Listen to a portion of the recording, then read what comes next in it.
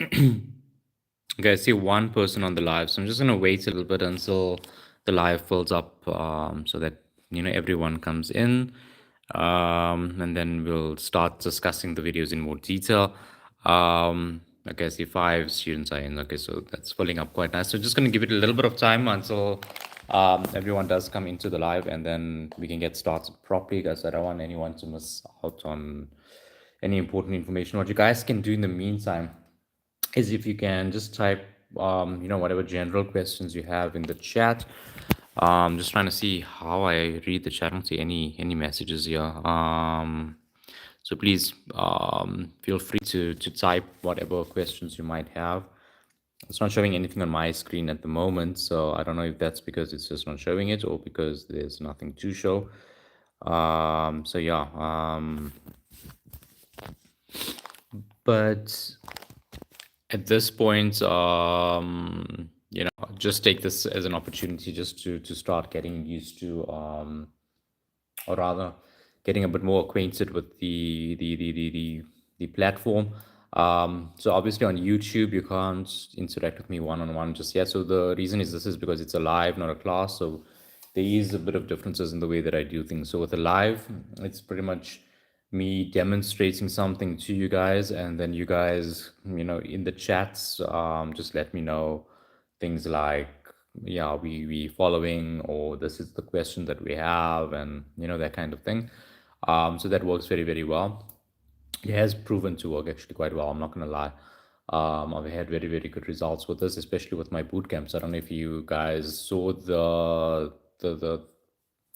videos that I've uploaded on the bootcamp. I did one for auditing, so you guys should look at that. Okay, and there's the lives coming in. Okay, right. So yeah, the chats rather, right? So please just keep typing in the chat so that I can keep track of what's going on.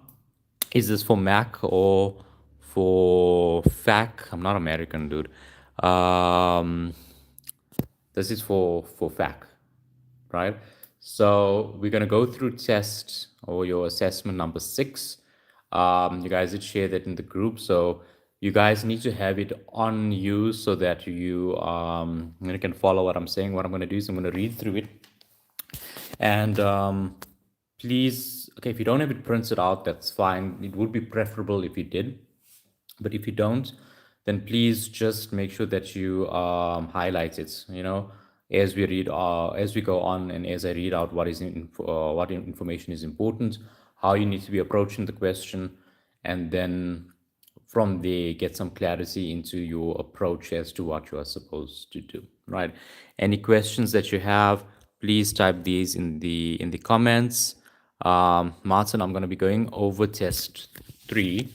Test 3, assessment number 6. So we'll just read through that just to give you guys some indication of exam technique that you guys need to be, sort of building up on, or how you need to be approaching the question, how you need to be reading the question, how you need to be, setting out your answers, that kind of thing.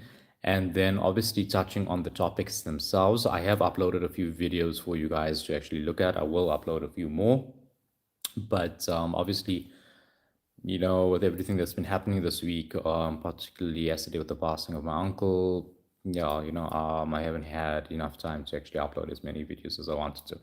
But I will upload a few more today. So please just make sure that you've subscribed. If you have subscribed, then you will notice that there's a bell icon that you need to also just tap on, and then that will give you it'll make sure that you get a notification every time I upload a video. So I don't have to every time come in the group and say, hey, I've uploaded a video on IS 21 or whatever. You'll get that notification automatically. So it makes it easier for me, makes it easier for you. I'm pretty sure you guys don't want me spamming the group, and it also takes time to do all of that.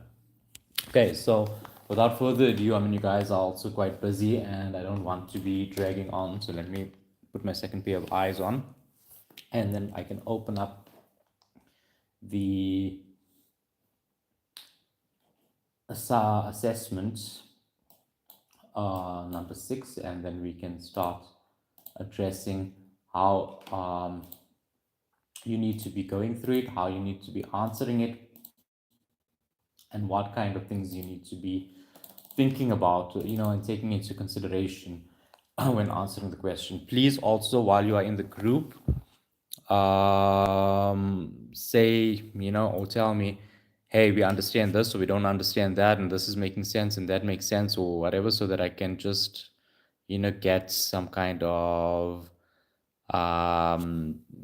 feedback from you guys on it. And yes, my hair is real. Why would it not be real? Um, so please do interact. Please keep it as interactive as possible in the live, so that I can actually, see what it is you guys understand, what it is you don't understand. And then I'll also focus on some exam technique with you guys, because I can see you guys are freaking out in the group about so many things. And it's understandable, but your emotions are going to get the better of you. It's going to really not go. That's never ideal. Look, let me be honest with you, right? Okay, thank you for the subscription. I appreciate that, right? And all of you that are here, I would love, I would appreciate the support. Like I said, I'm trying to grow the platform. So I'm going to start. I'm looking at the assessment now. So all of you, please, if you have the assessment in front of you, please give me a thumbs up so that I know that it's there, and that you are looking at the same thing that I'm looking at, because I'm going to take you step by step through this entire thing. I'm not going to give you guys the exact answers, because I know you obviously have the memorandum, number one, but to explain how you get to the answers that you get. And then what I want you guys to do after this is to actually attempt this question using the principles I'm going to teach you, and you'll see how much closer to the answer you get, if not actually getting the correct answer. Okay. So that's what the idea of this is meant to be and meant to focus on, and to show you how you can score a few extra marks. So you probably can get at least about, 5 to 10%, if not more, just by attending this session right here, right now. That is what I anticipate will be the outcome of this. Okay. So please just hit the like, or so that I know that you guys are looking at the assessment. Or if you guys want a few minutes until you get it, then let me know. Then I can just give you guys a few minutes, and then before I get started with it. Okay, see one thumbs up, so one person's got the assessment. You're welcome. And if you like the start of it now, you're gonna love what's in store. So there's a lot more in store, as we go on. So yeah, I'm gonna get started. Okay, so I see two thumbs up. So I'm assuming two guys have the assessment. The assessment is in the group. That's where I got it from. So please just look at it from the group, and then it is in the group. So just go under documents, and then you'll find it there. So then should I give you guys just like a minute or so just to get all the all your stuff in order, like just to get all of the assessments, so that we're all on the same page. I can do that. I can give you guys around 5 minutes to do that, and then ultimately we can get started. I can focus on some of the other things I was saying. And Ultra Gaming, oh god, dude, I have no interest in doing the same thing with you. So yeah, like I'm saying, before I read that very disturbing comment, for now, what you guys need to be doing is to be calming yourself down, because I know your emotions are running high. You guys are very tense. I can pick that up in the group itself, just from the messages. Your anxiety is very high, and that's what's going to get you. So the thing is that getting into this frame of mind right now, even with studying, here's what happens, right? If you tense and your stomach is in knots and your breathing is heavy, you can't even eat properly, you can't even breathe properly. And I know how this feels. Trust me, I know how it feels. When I was in CCA, I had the same thing whenever there was an exam. I couldn't even eat. I never wanted to have a proper sit down meal, because I felt like I'm wasting time in doing it. I used to just buy like KFC or something, or a burger, and eat that, because I felt like I can study while I'm eating, because every second counts. You know, that's how you feel, and some of you probably feel the same way. And you're so tense and you're so worried, and you're not even sleeping at night, and you feel like you shouldn't even be sleeping, because you've missed so many hours by sleeping. And here's the truth of the matter, right? At the end of the day, You know a lot more than what you give yourself credit for. You do. You honestly do. If you didn't, then you wouldn't be at this point to begin with, right? There is some level of embedded knowledge that you would have. The only thing that you can do at this point is, focus on maximizing what you do know. So if you haven't covered all of the content in the way that you wanted to, in the way that you hoped to, in the way that you actually maybe even need to in order to pass, the best thing to do is to at least focus on the basics that you do know and just address that in the exam. And that in itself will at least get you over the 40% mark, because I'll tell you now, you don't want to be getting lower than 40 for anything. If you get between 40 and 50, still have something to work with. Once you start dipping below that 40% mark, that's a bit of a red flag, right? So I would say that, focus on your basics, keep calm, work on what you do know. You're not going to get into the exam paper knowing nothing, right? I mean, if that's the case, then I think, yeah, you have something to worry about. But I don't think that that's the case. And a lot of the time, there's also exam technique and things like that. Your worry right now is, oh my God, tomorrow I'm going to write. What if they ask something I don't know? I can't finish this question. I got, 20% for test one. What am I going to do for test one, for test two now? How am I going to turn that around? I don't even feel like I know my work any better for test two than what I did for test one. Maybe I feel like I know my work even less for test one, for test two. Things like, how do I go about, covering all of the work in time? I didn't go through everything in time. I didn't, address all of the topics, all of the sections. Now what's going to happen? I'm going to go into the test, knowing half the work. I'm flying blind over here. What if they ask me something I don't know how to do? Then I'm not going to know how to do it. Then I'm going to fail the test. Then I fail two tests. Then what's the odds of me passing test three? Then if I fail test three, am I going to get DP? If I get DP, my DP is going to be very, very low. Then I have to write the exam. What's the odds of me passing the one? I might as well fail. I'm going to fail. And that's what's going through a lot of your minds right now. Okay. So you need to, yeah, and you think of deregistering, right? And see, it gets recorded automatically. That's why I like using this platform, right? So at the end of the day, you need to get your frame of mind in the right space. Okay, so I will deal with that a little bit more, after the session. I just want to make sure that you guys at least have the script in front of you, so that we can actually have a look at it. I can't flip my camera around. If I could, let me see. Okay, I actually would be able to, now that I'm thinking about it. Okay, but my phone's charging, so I'll do that in a minute. Do you guys all have your assessment with you or in front of you?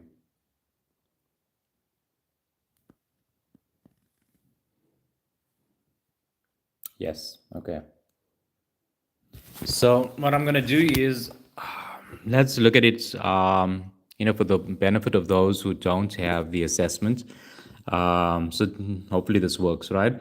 So just let me know that you guys can see my screen. So this was the assessment that you guys had last year. If you repeated, and if this is the first time you're doing the module, then this is the first time that you'd be looking at the assessment. So like you can see, this is assessment number 6. And this was written in July. Okay, so the one thing you need to be very, very cautious with and careful about is your mark allocation, number 1, the amount of writing time that you have, number 2, and the amount of uploading time that you have, right? So this is very, very important, and I will tell you now, and I'll tell you for free, please don't look at this and think, okay, well, 90 minutes for writing, 30 minutes for uploading. I only need 10 minutes to upload, man. So I'll use that 20 minutes to write. I am telling you now, don't even try that, because that is something that your lecturers are very, very, very aware of that students are doing. Iris can pick that up actually, and you know what? You can actually just get penalized for that in a very big way, which you don't want. And penalized, I mean 0, right? So sometimes you find that you have an assessment and all of a sudden the mark is 0, and you're like, oh, no, I can't have gotten 0. My paper did get uploaded and all that. Yes, but you did not follow exam protocol. There are rules that you need to still stick to. And this is why the whole venue-based thing is becoming a thing. So obviously when you are at the venue, I think the invigilators will be more clued up on this or cautious on this. Are you guys writing test 2 as it stands at the venue, or are you writing it online?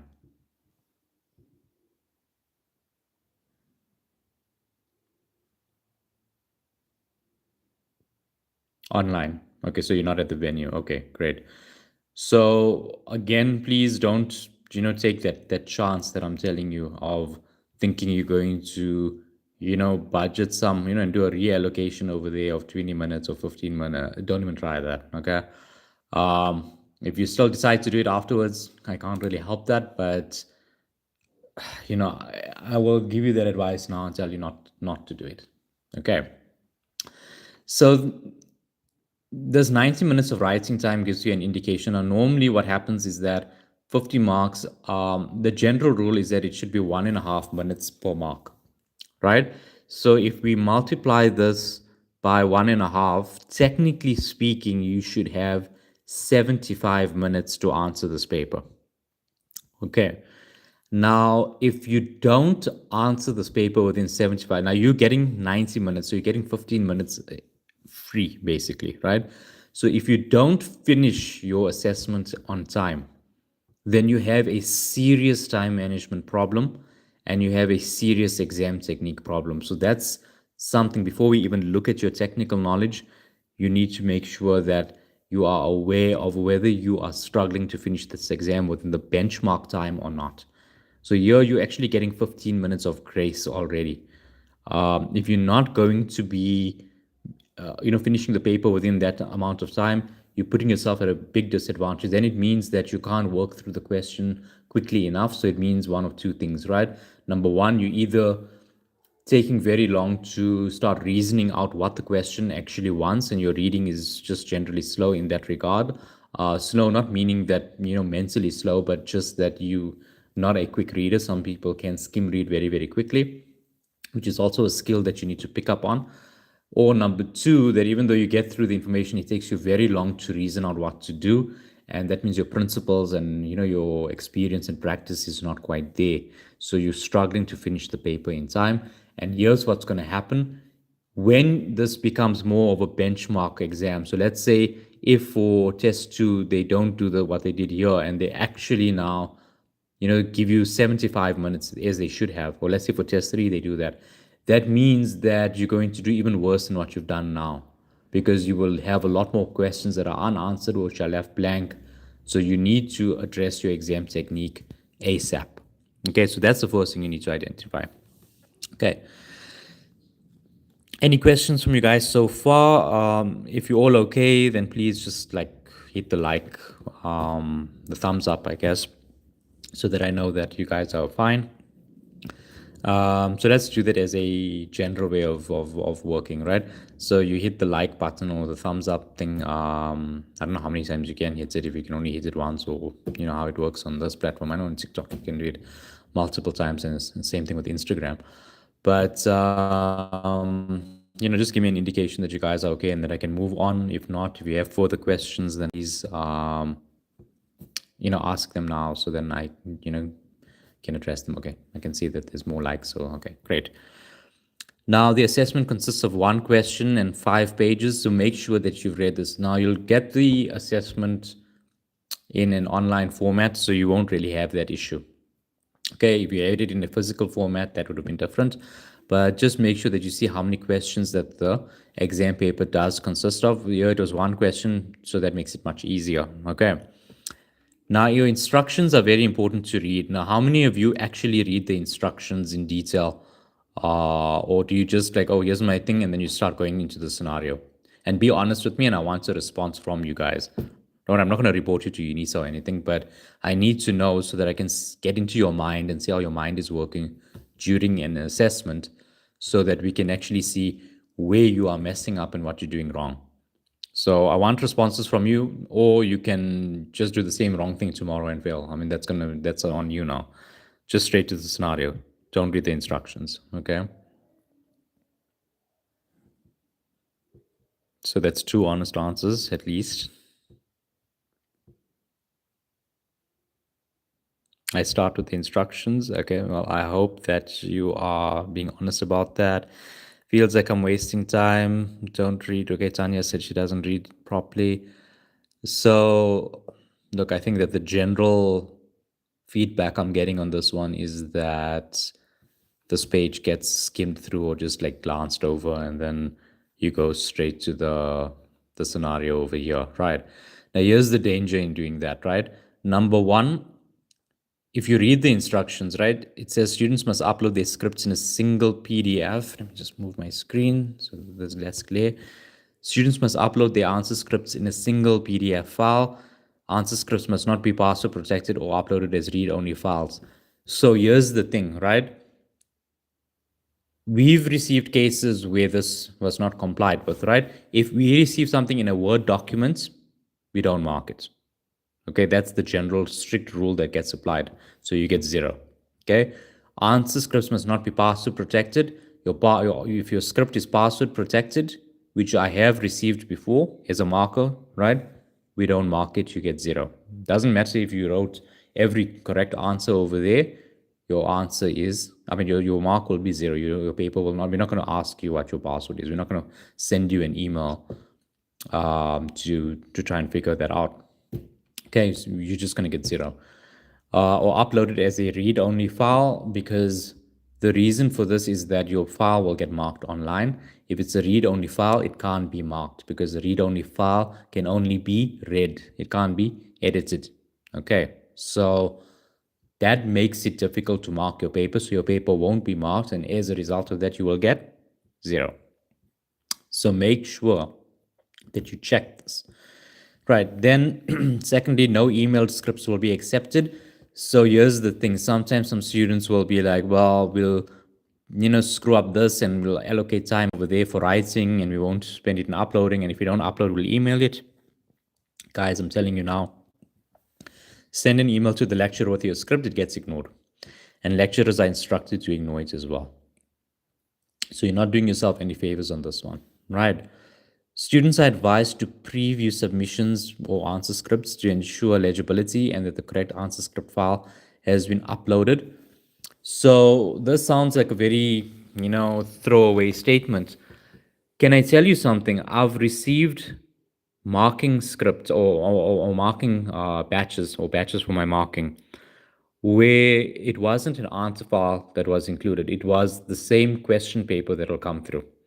So the answer script didn't come through, the question paper will come through, or some other documents will come through. The ID document, for example, will come through, or a script, for that's not even for this module. It'll be like for tax or something. I'm busy marking Mac and I'll get a script for tax. That kind of thing will come through. So make sure, especially now where you've written other exams, you make sure that you have uploaded the correct script. Okay. And this is a mistake that a lot of students can make very easily. And the sad thing is that you can get 0 for it for no reason. But under pressure, that can happen. So has that happened to any of you at this point? In the comments, please tell me, have you have you made that mistake or anything like that? No. Okay, so that's good. And best to keep it that way. Okay. Then incorrect file formats and uncollated answer scripts will not be considered. That's not generally too much of an issue, although like I said, that if it's a it just must be in PDF formats. Incorrect answer scripts and or submissions made will not be marked and no opportunity will be granted for resubmission. That's pretty much in alignment with what I've said. Mark awarded for incomplete submission will be the student's final mark, no opportunity for resubmission. So basically, if you get a 0, it's a 0. Mark awarded for illegible scanned submission will be the student's final mark, no opportunity for resubmission will be granted. So this is where you are scanning. Sometimes scans are very, very unclear. So make sure that whatever you are using to upload your answer is clear and legible, and it's not where the ink is smudging and we can't read it, or the lecturers can't read it, because that becomes very, very cumbersome to then mark as a marker. And with thousands and thousands of scripts coming in, guys, I promise you the examiner or the marker is not going to be trying to decipher what this is looking like.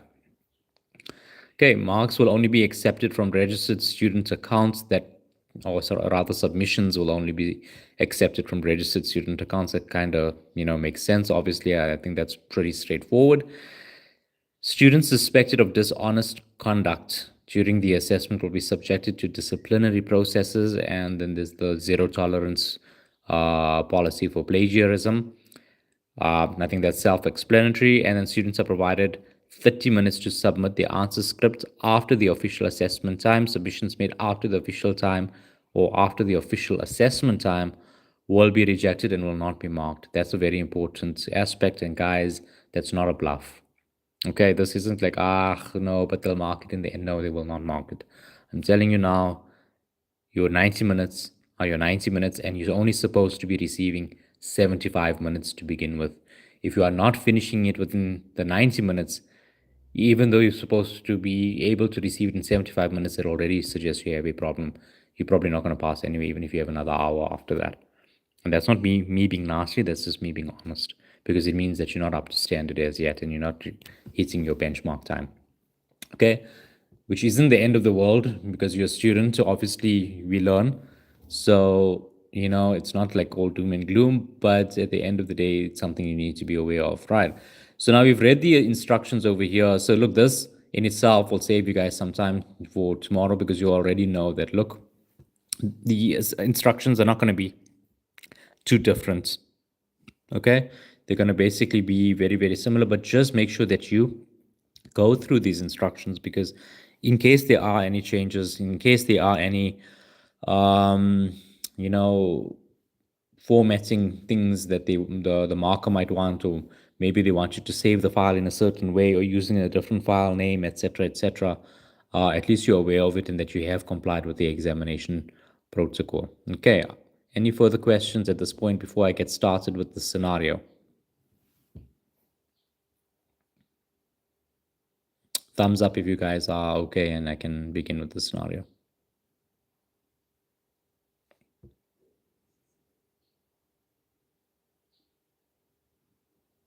Okay, well, good. There is a question in the comments from Tandazile.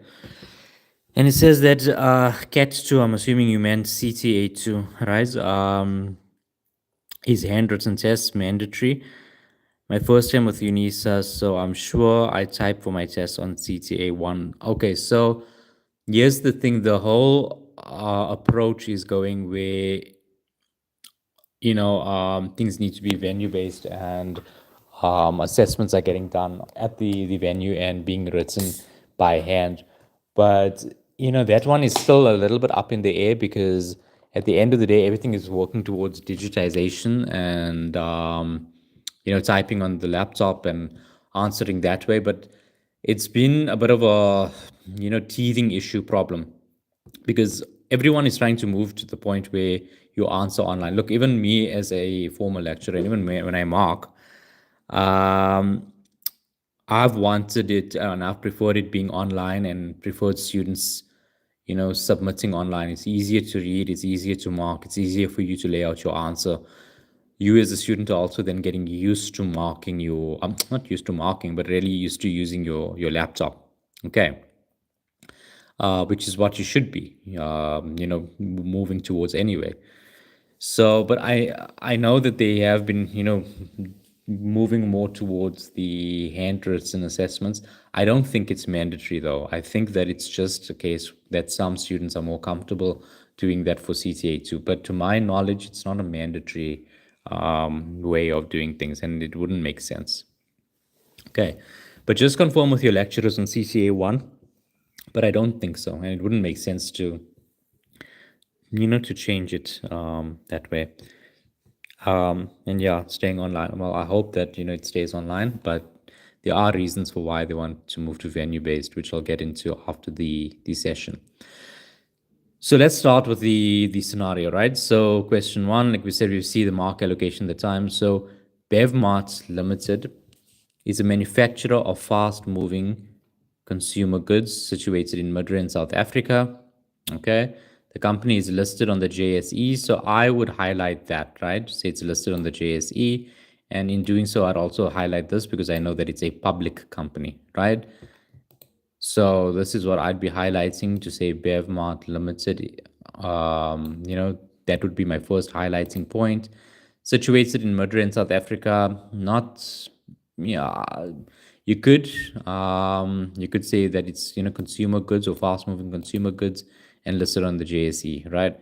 The 30 June year end is very important. You need to know. So that means that the reporting cycle or reporting period is from the 1st of July to the 30th of June, right? On an annual basis. And the current year is 365 days. BevMart has two divisions, right? So, or rather, two manufacturing divisions: processed foods and fresh foods.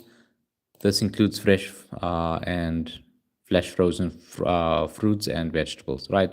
So it's quite a bit of information coming through this first paragraph alone. First things first, I know that this is a public company. I know it's a listed company, so the company that's listed on the JSE. So that means that there are JSE requirements that the company would need to meet. I know that earnings per share can therefore be applicable with IAS 33. So do you guys see how you have to start thinking, right? Because now if IAS 33 is applicable, then hey, hang on, maybe it's possible I might have to prepare an income statement or something like that, because that's how IAS 33 can get tested. But you see how it's pulling those things in, so it's making me think of those kinds of stuff.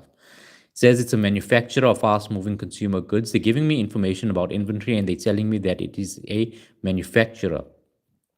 So if they're telling me it's a manufacturer, I know to take conversion costs, etc., into account. I know that there is a process of manufacture that will be going on. This is not a retail store, okay? And obviously, that impacts your inventory valuation and how you actually determine the cost of your inventories, right? And where it's situated, the year end is obviously very important. Two manufacturing divisions, that's also important, so that I know that there is divisionalization that is happening here.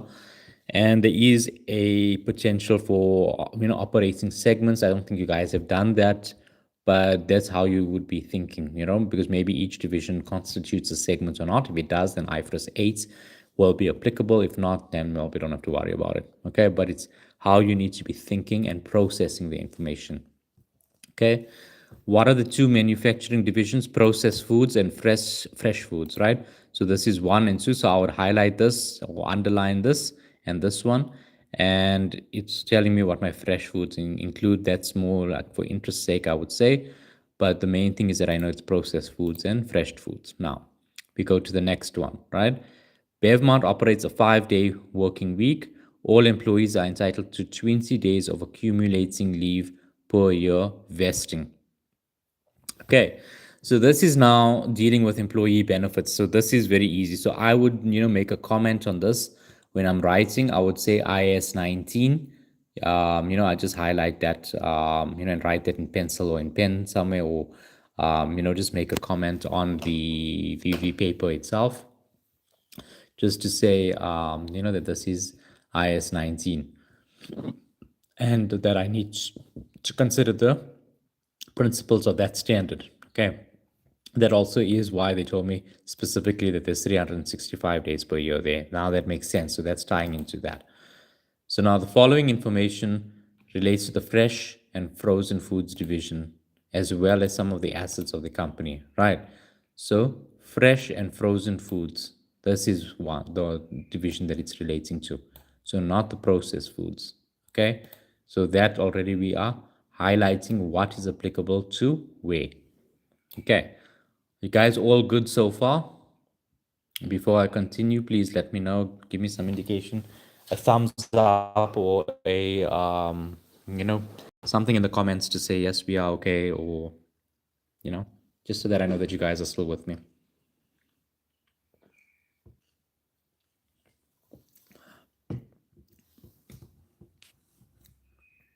Okay.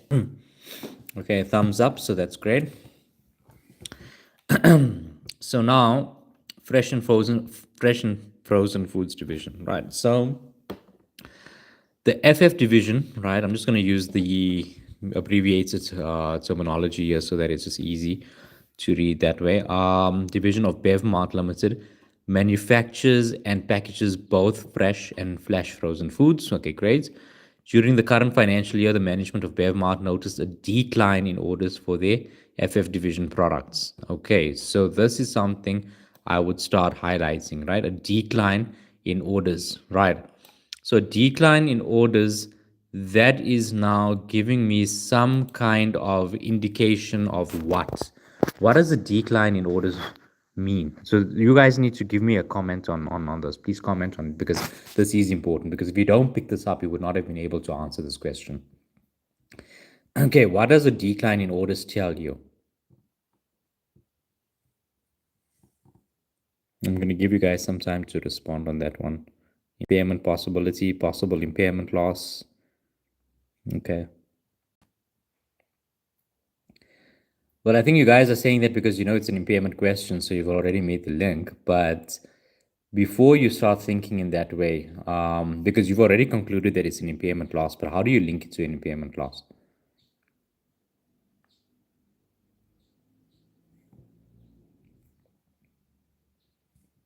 Because you need to go by like a step by step, right? So Yolanda is on the right track, right? So a decline in orders means a decline in revenue, right? So, okay, and that's what Tanya also said, right? A decline in sales, right? If there is a decline in sales, that means there is a decline in future economic benefits. Okay. If there is a decline in future economic benefits, then there is a possible indicator of impairment. So you don't just jump into it straight away and say that, hey, there's a possible impairment loss. You need to show the link. You can't just say that it's a possible impairment loss. Yes, you're not incorrect in saying that. But the way you need to draw up your answer needs to talk to all of that. And you'll see this was a theory question, if I'm not mistaken, right? You need to be discussing it in the way that I have said, because at the end of the day, why is it a decline in impairment loss? You know, that is the next question I will ask you. Because how did you come to that conclusion? Right now, you guys know that it's a decline in impairment because after reading through the question, it sort of guided you towards that. But I promise you, when you come to CTA and stuff, it's not going to be like that.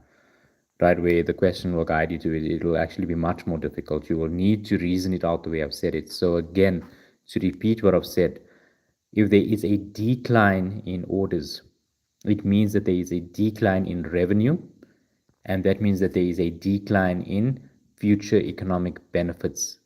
This is what leads to a potential impairment loss. Okay, are you guys all with me? Thumbs up if you learned something new on that one. And, please comment again whether that made sense to you or whether you need any further expansion on what I've just said. Okay, good. So now the marketing division of BevMart embarked on a consumer research project. The results of the studies, or of the study rather, show that as part of cost-saving measures, consumers are planting their own community vegetable gardens, providing fresh fruits and vegetables to the community, resulting in the decline in demand for store-bought fresh fruits and vegetables. On 30 December, or rather 30 June 2023, this is something that I would highlight, 30 June 2023, because this is my reporting date. Okay, the recoverable amount of the FF division was estimated to be 1.4 million and 50, or so 1,450,000. Okay, so they made this quite easy by giving me the recoverable amount. Okay, the question gave us the recoverable amount, so that's good. So we don't need to now go and calculate the recoverable amount. Why I'm telling you guys this, and you might think that I'm being, redundant on this one. If the question gives you the recoverable amount or any figure, and there's no indication that this is incorrect, you can use that and you should use that. So please don't go and start reading the information there at the bottom and then start trying to reassess or recalculate everything, because generally we've experienced that's what students tend to do. We'll say this is the cost of the assets, or this is, the recoverable amount, or this is the fair value even. And then the student does a huge calculation, which you can see must have taken like 20 minutes to do, and they're getting no marks for that. Okay. So the FF division consists of the following assets, right? Goodwill at carrying amount of 125,000, packaging material, not material, packaging machinery, note one, inventory, delivery vehicle. Okay, great. So this already shows you something. So the fact that there's goodwill here and that there's multiple assets and this is one division, can you see that this is a cash generating unit? How many of you saw that already? So I would have written your cash generating units so that I can make that conclusion already in my mind, or make that mental link to know that, hey, hang on, this is a cash generating unit, including goodwill. Okay, so you guys made that link, which is very, very good. Right. So now you know that if there is a potential impairment loss, that impairment loss needs to be allocated to goodwill first before we allocate it to the rest of the assets. Okay. So now we go ahead and we start reading the information that has been given. And it says Bevmart Limited purchased the machinery on 5th of August 2020 at a cost of 1,575,000. Okay. An amount of 18,500 was paid in cash on the 6th of August 2020 for the delivery of the packaging material. Okay. So this is the purchase price. This is now the delivery costs or the transportation costs that needed to be incurred. Okay. So obviously, what are we doing with this 18,500? How do we treat it? Someone in the comments tell me.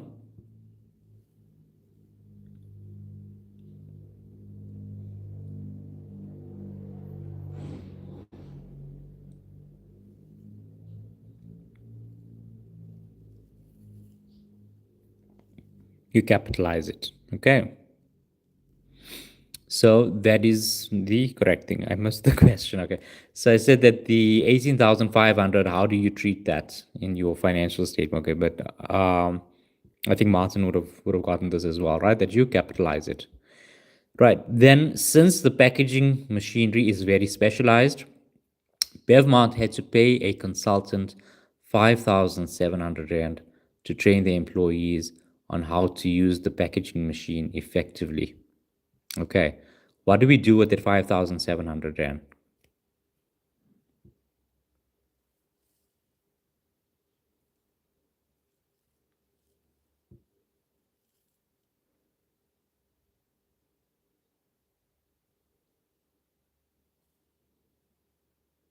Okay, one person says expense it. What do the rest of you say?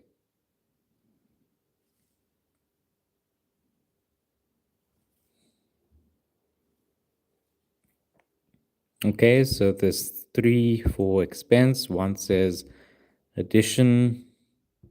And what do the rest of you say? There's 33 of you on the live right now, so I'd expect a bit more answers.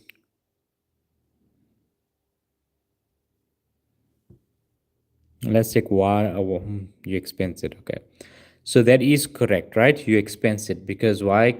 Staff cost or cost of training staff to use your assets is treated as an expense, and that is as per IAS 16. So all costs that have been incurred to train staff on how to operate the asset must be written as an expense, or must be recognized as an expense. But make sure that you've picked this up from the standard and not where you've seen it done this way in a question. Okay, because it's important that you are making that link in your mind, right? Then the packaging machinery was available for use as intended by management and brought into use on the 1st of September 2020. That's fine. The packaging machinery has an estimated useful life of 7 years and a residual value of 185,000 Rand allocated to it. So why is the residual value important now? Because they've told us that there is a residual value that is now applicable over here of 185,000. So I would highlight this. So where does this residual value become relevant?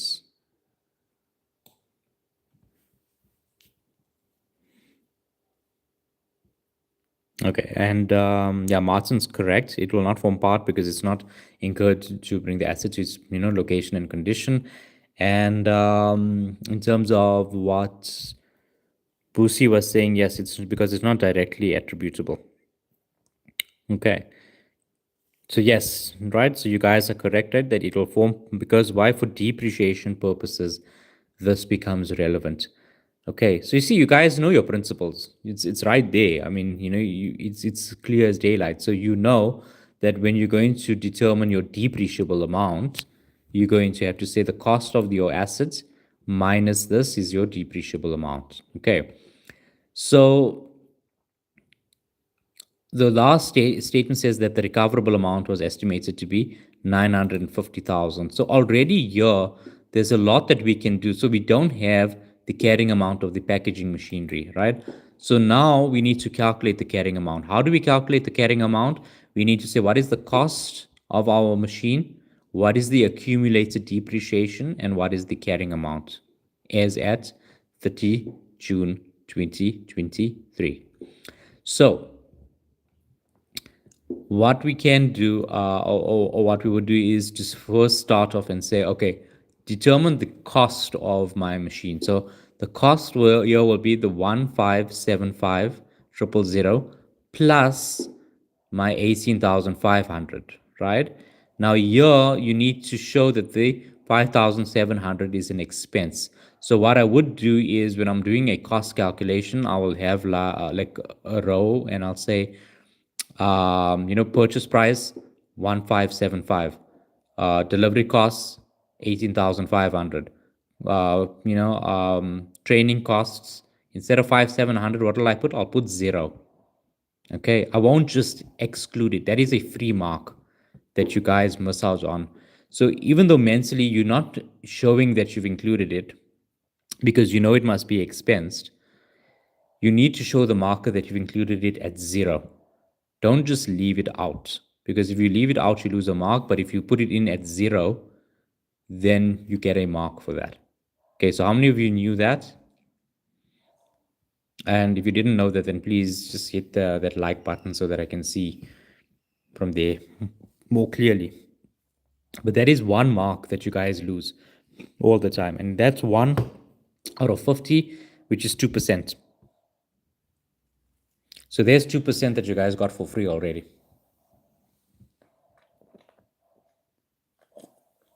Okay. Did not know. And you guys are probably have been making that mistake. Yeah, you would have just left it out. Okay. So that's what it needs to look like. You need to show it in at 0. Okay. So it would basically, your calculation would look similar to this, where you say purchase price 1,575, delivery costs that 18,000, consultant fees 0, total cost of vehicle, whatever, right? So that's the thing. And it's about a mark, right? Maybe half a mark at minimum, but I don't even think half a mark. It'll be about 1 mark. So yeah, definitely something that you guys don't want to be missing out on. Okay. So at least there, you guys got 2% already. If you don't benefit in any other way from this live, you've already got that 2% in the bank. Okay. So 2% is yours already, right? Although I think at this point, you'd still be getting more, right? Then what do we need to do? We need to calculate. So now we've got the cost of our machine. Now we need to say, okay, we need to get the accumulated depreciation on this machine, right? So the accumulated depreciation will be determined as from the 1st of September 2020 right until the 30th of June 2023. Okay. So that's a straightforward depreciation calculation. It's not difficult to do, but make sure that whatever cost you've calculated, let's say we came to a cost of 1.6 million, just as an example, right? You must make sure that you show that you've deducted this 185,000. So don't do it as a mental calculation. So don't do it on your calculator as a mental calc and show that, okay, well, you know what, 1.6 million minus the 185 divided by 7, that's my annual depreciation, and you go along with that. No, no, no, no, no, no, no. You need to show on paper that you've deducted this. So what I would suggest is that after you get to your cost, every time that you have an asset, you have your cost, then you do another calculation that says depreciable amount, and then you show your depreciable amount is the cost minus my residual value, giving me a depreciable amount of whatever. Okay, so how many of you do it that way and show it that way?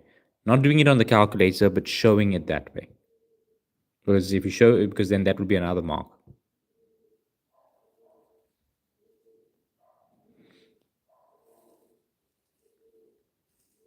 Okay, Martin does, so that's good. Okay.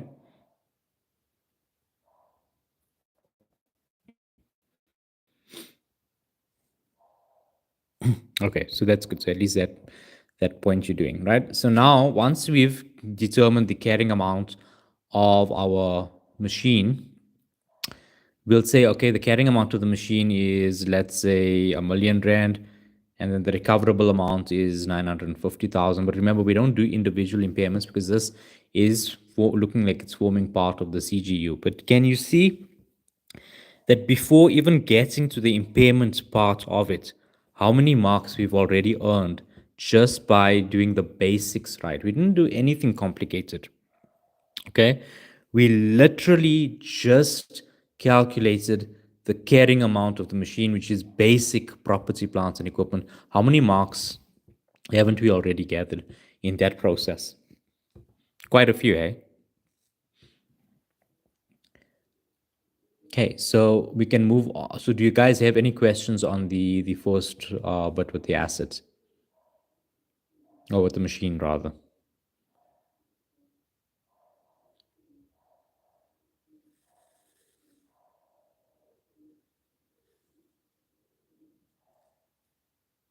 Okay, Martin's good so far. I'm assuming the rest of you are fine as well.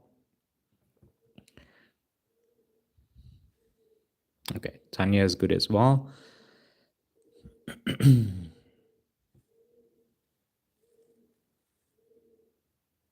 Okay, Trell has also given us a few calculations, which is good, and I'm glad to see that you're actually doing the calculations with as we go on, and yeah, see that you guys are on track, right? So that's the general idea I'm getting.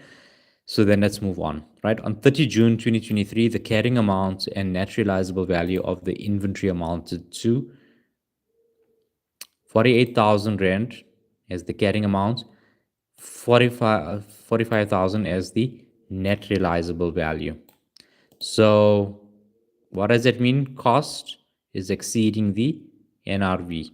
What must inventory be valued at? The lower of cost and NRV. You guys picked that up? I'm assuming.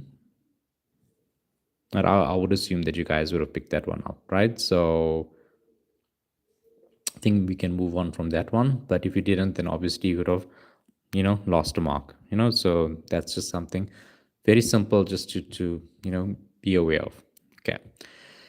Then BevMart Limited purchased the delivery vehicle, which was specifically customized for the transport of flash frozen vegetables on the 30th of April 2021 at a cost of 723,850 rand. On acquisition date, the delivery vehicle was wrapped at a cost of 95,000 in specific BevMart branding or BevMart Limited branding to assist with public brand awareness. Okay, so this is a marketing cost, right? So what do we do with this cost? Do we capitalize it or do we expense it?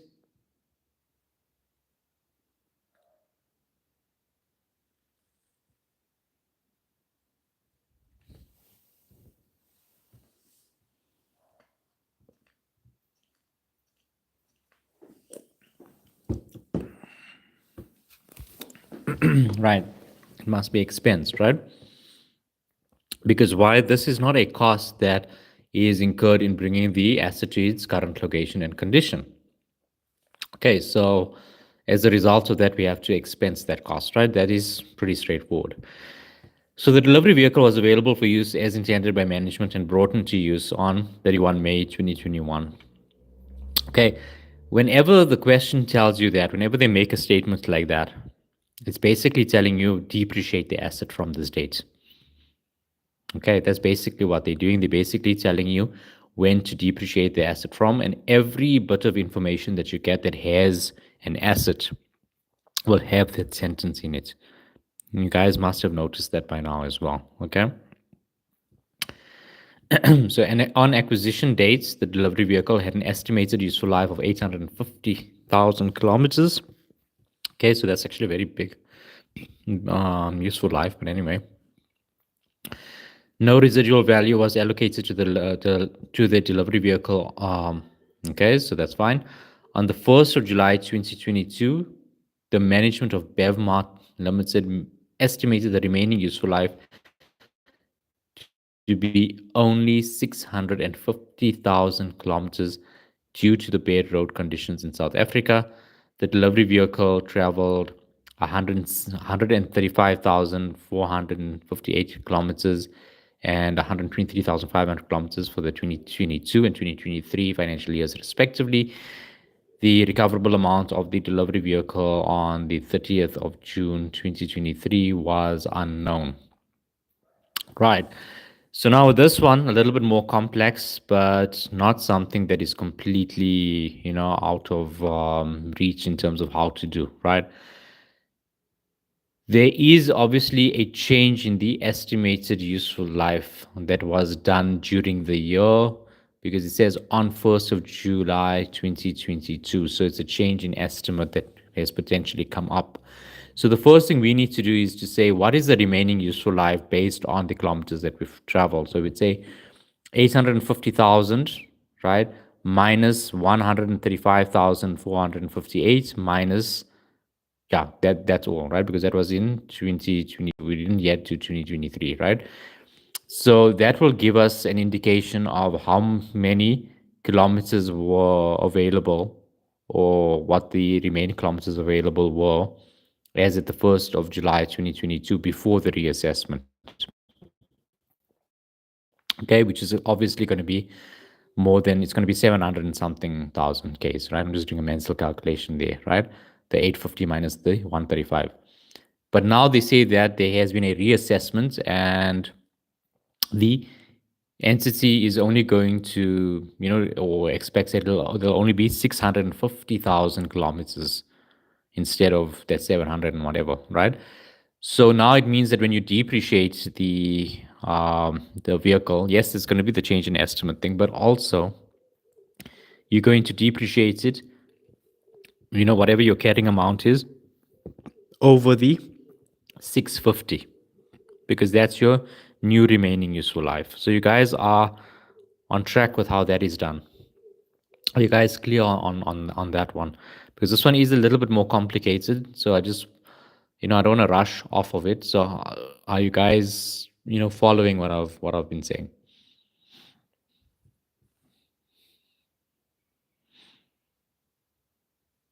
Okay, so Sina, so 714542, yeah, that would have been the remaining kilometers, but obviously we've said no, it's going to be the 650 instead of the 714542.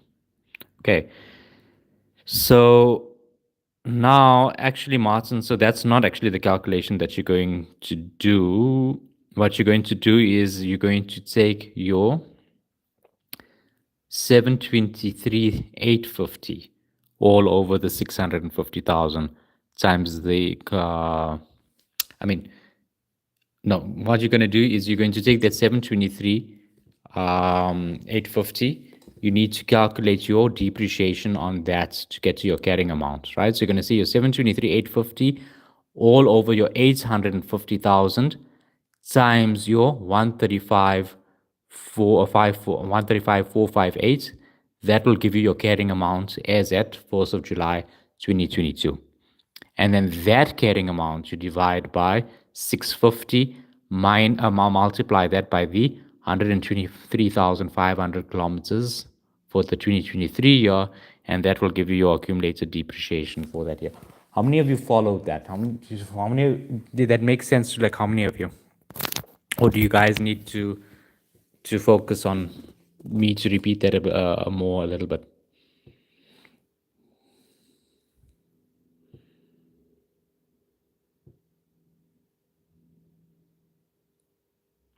Yes, as in you okay, or yes, as in I should repeat it? Please repeat it. Okay. So, okay, let me get a pen and paper, then I can write it out, and then you guys can follow me. Yeah. So Martin, that's basically it, right? But okay, let's do the calculation together, right? So let me just get a pen and paper. Just give me a minute. Okay, so got it. So okay. Oh, but okay. Yes, okay. So I guess that means you guys understand it. Okay, so then I can move on from there then. But if you guys still don't understand, then you can contact me through the group, right? But that will give you your carrying amount there, right? And the recoverable amount is unknown. We'll deal with that just now. But you guys see already, just in determining the carrying amount of your assets, how many marks you've already gotten to.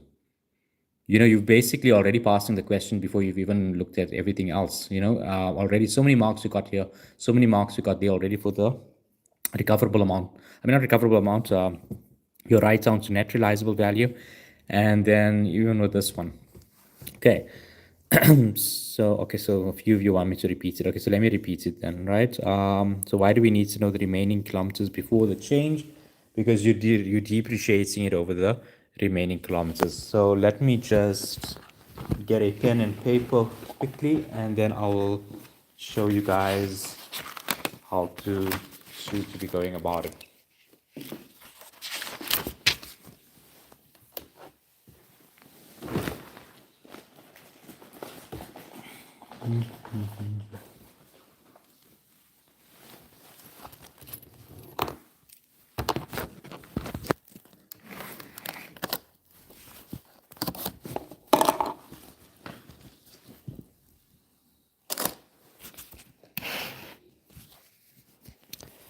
Okay, so here's my pen and paper, and we're just going to try and do this shorthand, right? So what we need to look at is, okay, we've got the cost of the vehicle. So remember how we're going to be doing this, right? We're going to be saying, oh God, okay, I'm not used to holding the phone so close. So let me just write it out first.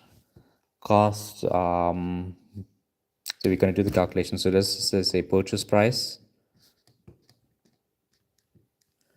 is my 723,850, and then the branding or whatever,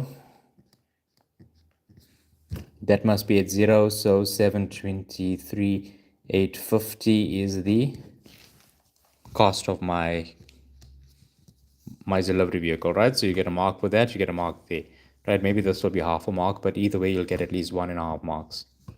Okay, so that's that done. Then we said that the depreciable amount is your next calculation, right? And forgive my handwriting, I'm just trying to do this quickly. So looking at our depreciable amount, basically it's going to be the 723,850 minus 0, because the residual value is 0, which is going to be 723,850. Okay, so that's great. Okay, you guys are with me so far. Okay, I'll go through the calculation again once I've covered the entire thing, right? So then you can have a good, overview of it. So we'll do another overview of it. Now we need to depreciate this amount, right? So we will then say, what is my depreciation for 2022? We're going to say it's my 723,850 all over 850,000 times my 135,458.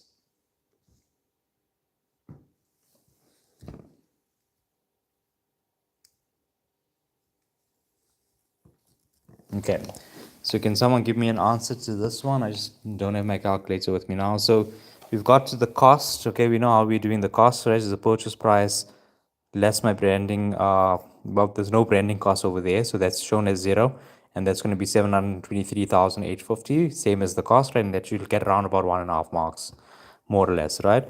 The depreciable amount you want to show is your 723,850 minus 0, because there's a residual value of 0, and you're getting to 723,850 still as your depreciable amount. Then we're doing our depreciation calculation. Okay, so when we're doing our depreciation calculation, then how do we go about doing that? So you need to then say, okay, what is the cost of your assets? And then all over the remaining, all of the initial estimated kilometers, which is the 850,000 times the kilometers traveled, which is the going to give us our accumulated depreciation amounting to 115,354. Right. So now we need to say, okay, Grace, this is 115,354. That's all fine and well. Now what we need to do is we need to consider, right? What is our remaining useful life on the 1st of July 2022? Okay, so before we get to that, what is my carrying amount there? So my carrying amount is the 723,850 minus this, right? So what is 723,850 minus my 115,354?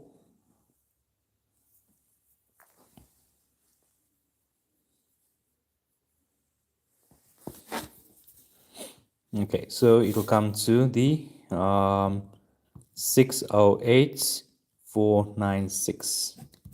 Right. Now we need to divide this by the remaining useful life, right? So you must show this calculation, right? What is the remaining useful life based on the old information? So you'll say old, what is my remaining useful life? The 850 minus 115,354, which is equal to what?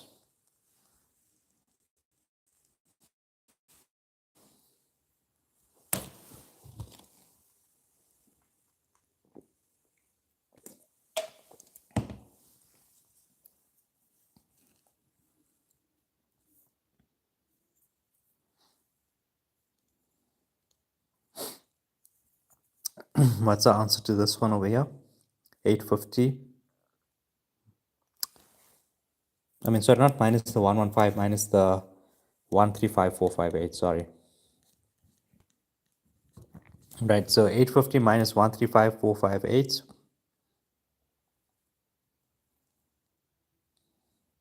I think someone did give the answer earlier on for this one.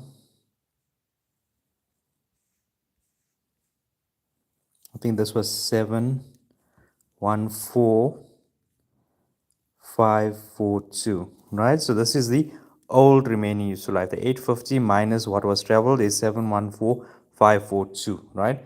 But the new remaining useful life is what? 650. Right, so you'll say they're new.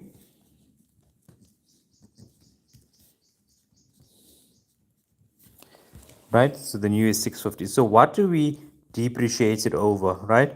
The old or the new?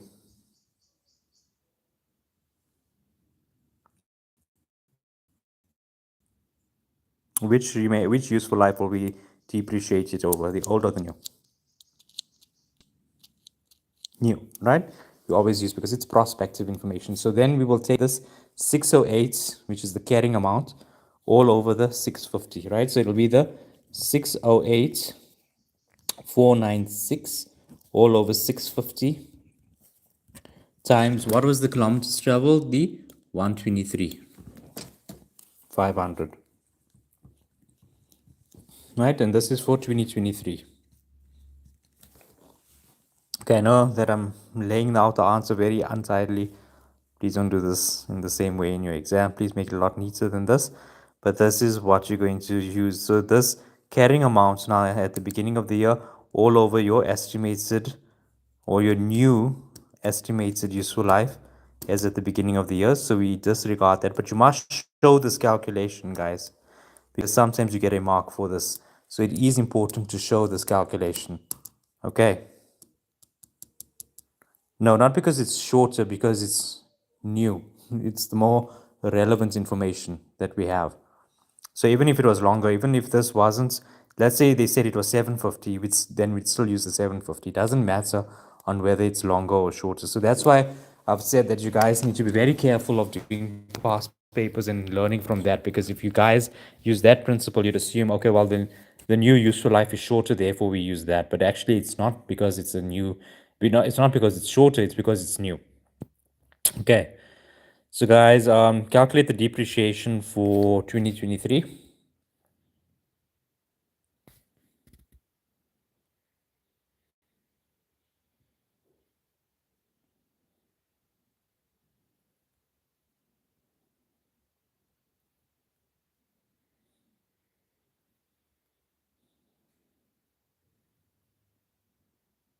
Anyone has an answer? 115614, right? So equal to 115614, right? So that's my depreciation for 2023. So what's my carrying amount for 2023? It's the 608496 minus my 115. So I'll say carrying amount is equal to 608496 minus the 115614. And what's going to be the answer for that? The carrying amount 608496 minus 115614. Okay, you did it. Wherever you do it, as long as you do it, that's the main thing. The idea is that at least your answer has some logical flow to it. That's fine.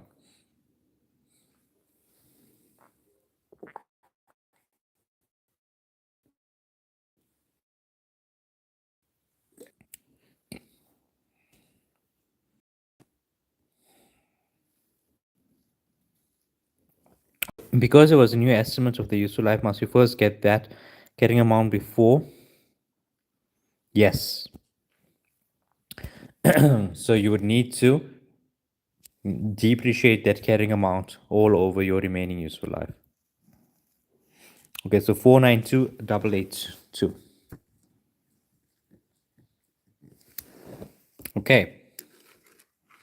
So there's the answer there. Now we come to this, where we've got the amount that was given. They said the recoverable amount is unknown. So great. Can't really reliably allocate an impairment loss in such a scenario, right?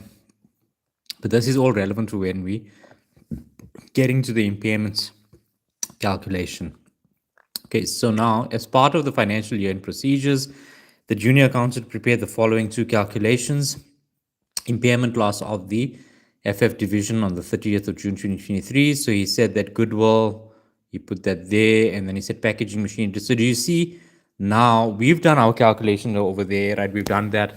We've got our answers. Now you can see here, you can from here it's as clear as daylight the mistakes that he's made, because we already know what we're supposed to have done. You can see the cost that he's included. He included the marketing expense, he included the training expense, he got his depreciation completely wrong as a result of that. And even I think in terms of when he started depreciating the assets, so all of those mistakes that he ended up making, right? So these calculations are completely incorrect, right? We already can see that. And generally, when they tell you something like this, they will say, the junior accountants, here's the calculation. Whenever they give you the calculation, unless they tell you it's correct, you can sort of assume that, okay, maybe there must be some kind of error inside of it, right? Then the allocation of the impairment loss. Okay, so amount allocated, and he was pro-rataing it. Remember, do you pro-rata it this way? No, you must first take the full impairment loss, whatever it is, and allocate it to goodwill. And then you take the remaining impairment from that after it's been allocated to goodwill, and that's what you start allocating to the rest of your division. So this is where he went completely wrong, right? The recoverable amount was fine. He got the carrying amount completely wrong. So you got the impairment loss completely wrong. So your calculation can look similar to this, but obviously you'll have different amounts here. He had 48,000. Remember, you must have the 45 because there was a write down. And then there was the delivery vehicle where we calculated the carrying amount. Okay, so we got the carrying amount there, we got the carrying amount there, we got the carrying amount there, we got the 125 there. We would have then gotten to our carrying amount there. The 1450 is given, so it would have been, a free mark or half a mark, and we'd come to the impairment loss over there. Already we would have had so many marks, just even if we didn't even get to this, but already so many marks that we get there, right? Then allocation of impairment loss, you'll first say, so let's say this is something you have to reperform because his calculation is completely inaccurate, right? And his carrying amounts are wrong. So let's say this was 300,000 rand, as the impairment loss, just as an example I'm giving. First things first, we say the 300,000 minus the 125,000, right? And that will give us an answer of 175, and then that remaining 175,000, that is what we allocate pro rata on the carrying amount, based on the carrying amounts to each of these assets, to the packaging machine and to the delivery vehicle, not to inventory. Remember, inventory is not included within the scope of IS 36. So he should not have included the inventory as the allocation to the impairment loss there. He only needed to allocate the impairment loss to the packaging machine and the delivery vehicle. You guys pick that one up. Because remember, like inventory, investment property, share investments, those are not within the measurement scope, or they don't follow those principles in terms of IS 36. You guys remember that.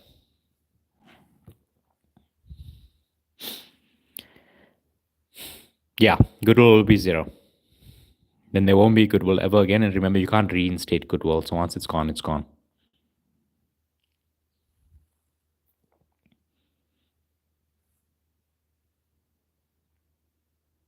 Okay, please repeat. So your calculation of your impairment loss would look very similar to what was done over here, right? You'd still have the same formats. The format is fine, but the amounts are wrong. So goodwill is fine.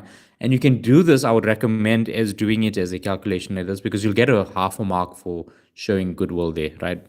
So don't underestimate the importance of using the information that has been given, right?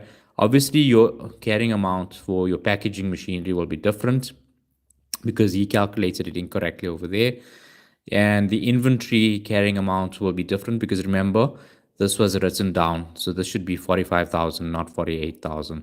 Remember, lower of cost and net realizable value. So it needs to be at 45,000, not the 48. Then the delivery vehicle, that we calculated the carrying amount over there. So it needs to be that 492,882, not whatever he calculated over there. Okay. Makes sense, right? And as a result of that, the carrying amount of the FF division will also then be different. You must show the total calculation there. It's a method mark, basically. It's a consequential mark, so don't not show it. And it can't be impaired anyway because you're going to write it down to net realizable value. Then you have your recoverable amount, and then you'll calculate your impairment loss on the FF division. This is also a consequential mark. Okay, so make sure that you have a figure there. Even if you don't know what these other amounts are, you're not sure, just answer the question so that at least you have a consequential mark, and that can, you can earn marks through that. So you would have gotten a free mark. Whatever the answer here is, right or wrong, you'll get a half a mark. And whatever the answer is here, right or wrong, you're going to get half a mark, provided your calculation makes sense. So make sure that you do the calculation. So the first step is to calculate the impairment loss, which you would follow the same format, just using the figures we calculated instead of the junior accountants. And then the second step is the allocation of the impairment loss. Now remember, goodwill, you don't pro rata it. You must allocate that full impairment loss against goodwill. So what he needed to do is he needed to take the 282,560 minus the 125,000, and that was the impairment loss that would then be allocated. Not where he took this amount here and started pro-rataing it, because you don't pro-rata the impairment loss for goodwill. You can allocate it fully towards your goodwill. Okay. Then also inventory does not get impaired. You can't impair inventory, right? Inventory is already written down to net realizable value. So it does not get measured in terms of IAS 36. So the impairment loss, whatever was remaining after we allocated goodwill to it. So in this case, let's say the 282 was correct. We would have said the 282 minus 125 would have been, let's say, 150. That 150 needed to be allocated pro rata between our packaging machinery and our delivery vehicle based on their carrying amounts. Does that make sense to you guys?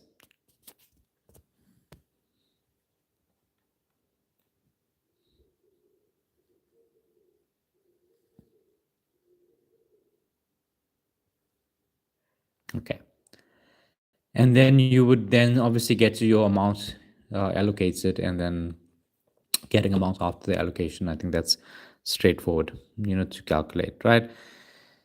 Then we have the next asset, which is monitoring software. So BevMart purchased an artificial intelligence monitoring software on the 4th of April 2023 from an international software developer at a cost of $185,000. The full invoice amount is payable by BevMart on the 31st of October 2023. So that means the time value of money is not really applicable in this regard, right? The software will be used to monitor the speed and driving habits of BevMart Limited's drivers. Okay, so that's fine. Then we say that the software was available for use as intended by management on the 1st of May 2023. So that's just telling us when to start amortizing it.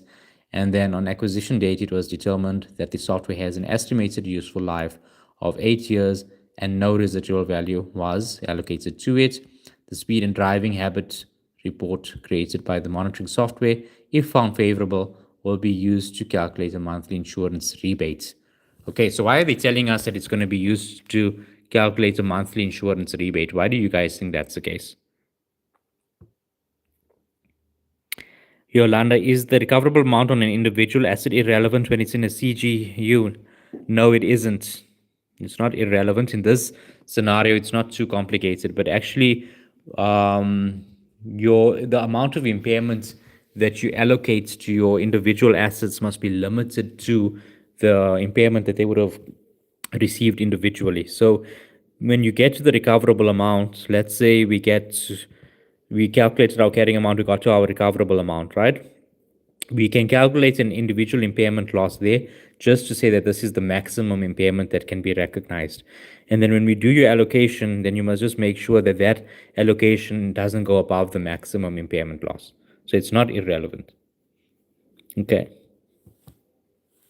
But now looking at this question over here, why is it relevant to say that that we're going to get a monthly insurance rebate?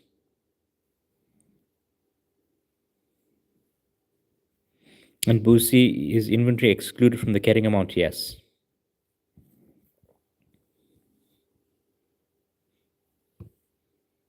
No idea. Any of you want to venture a guess?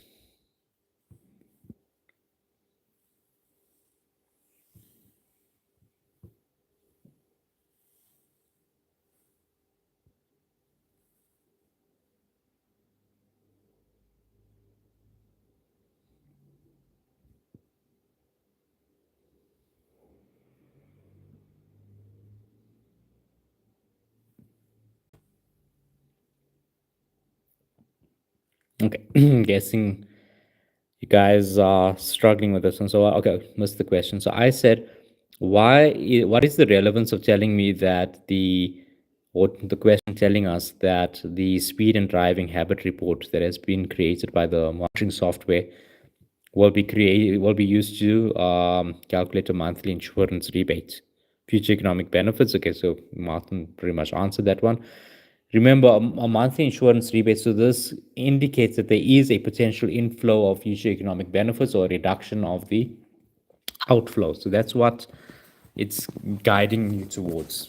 Okay, so that is how you need to be looking at it. So anywhere where there is the question telling you something about an increase in expenditure or decrease in, rather an increase in income or a decrease in expenditure, then you know that is talking about your economic benefits. Okay. Now the following exchange rates are applicable. Those are there, right? So now when we recognizing the assets, right, what exchange rates must we use when we are going to recognize the cost of the software. If there aren't any future economic benefits, then you can't recognize it as an asset. But now, which exchange rate would we use over there?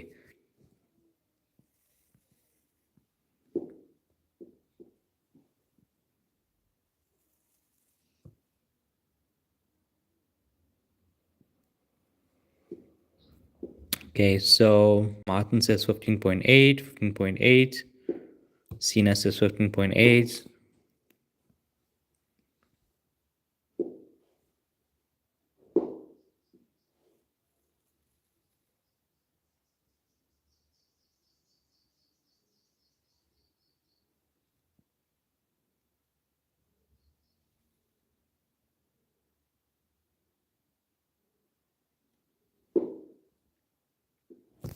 Okay, so the 15.8 is correct. Obviously, you'd start remeasuring it as we go on, because it does fall.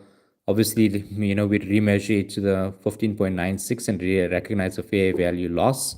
And then same thing when we make it on settlement date, right? I can see that as clear as daylight over there. Okay, that's probably going to be a journal entries question. And that's quite a simple one, right? So this should not be something that you guys struggle with. This is free marks, guys. Okay, this is honestly free marks. Okay, then preservative formula during the prior financial year, the management of Bevmart Limited embarked on a research and development project. Okay, so research and development, what is that saying? Which standard?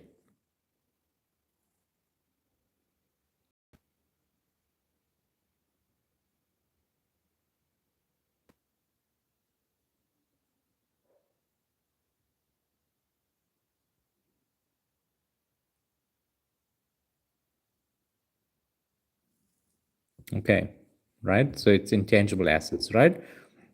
The research commenced on the 1st of July 2022, and on the 1st of September 2022, all the criteria for the recognition of an internally generated intangible asset were met. The development of the formula was completed on the 28th of February 2023, and the formula was available for use as intended by management on the 1st of March 2023.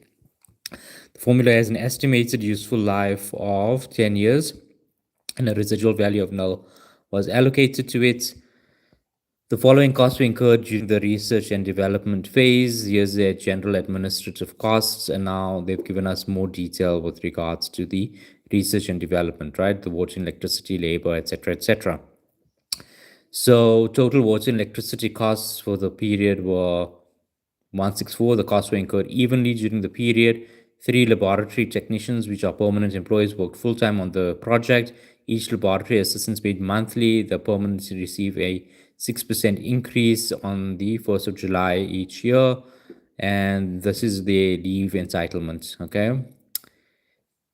Where they took 15 days annual leave during the current year, and once the development project was completed, they started a new research project. Okay, so good for them. Okay. The lab equipment was used from the 1st of September 2022 to 31st of December 2020 to the 31st of December 2022 during the development of the formula. The depreciation amounted, or rather for the full financial year, amounted to 75,000. So this is just showing you that you need to pro-rata it and your apportionments, right? And the research and development division donated a brand new SUV to an employee of the Department of Health who will assist Bevmart to ensure the approval and classification of a new formula as a healthier and safer than any other preservatives in the currently available. Okay. The vehicle was obtained on the 1st of February 2023 at a cost of 1.1 million. The vehicle was delivered to the employee on acquisition date. On acquisition date, it was determined that the vehicle has an estimated useful life of 5 years and no residual value has been allocated to it. Okay, great. So now, here's the thing, right? We need to split your research and development phase between the research phase and the development phase. And any costs that fall under the research phase are automatically expensed. And then all costs that are incurred during the development phase will be capitalized because they've said here that the criteria for the recognition of an intangible generated asset were met. Okay, so I'm not going to go through each thing and start prorating it. I think you guys know how to do that. Obviously, anything from the 1st of July 2022 up to the 1st of September 2022, so all of July, all of August, for those 2 months must be researched and must be expensed. And then anything from the 1st of September up to the 1st of March will be capitalized. Okay, so I think that is plain to see. I don't think that that is too difficult or requires too much in-depth discussion, unless you guys have something that you're not sure about. So if you guys are cool, then we can continue.